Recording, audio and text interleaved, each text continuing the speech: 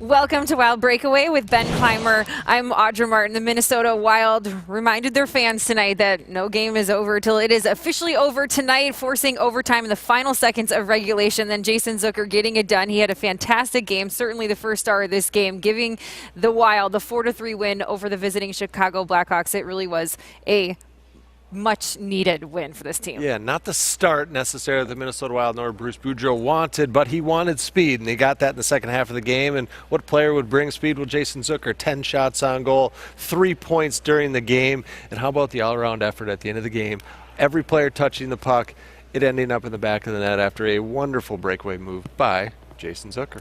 Well, the Wild pick up their first win of the season thanks to these final stats. 46 shots on net, by far their best total of the season so far. They get the shorthanded goal from Ryan Suter that would force overtime. They're still in search, though, of their first power play goal of the season. But all in all, it's a big 2 points for the Minnesota Wild on a win that had their head coach breathing a big sigh of relief.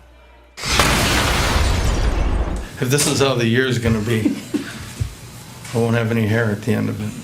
Eric and Zuck was great. When he's moving his legs like that, he's an elite player. And but Zach and Stahl at the end, I mean, and Suits. I mean, how can you? You know, those guys really were on top of their game.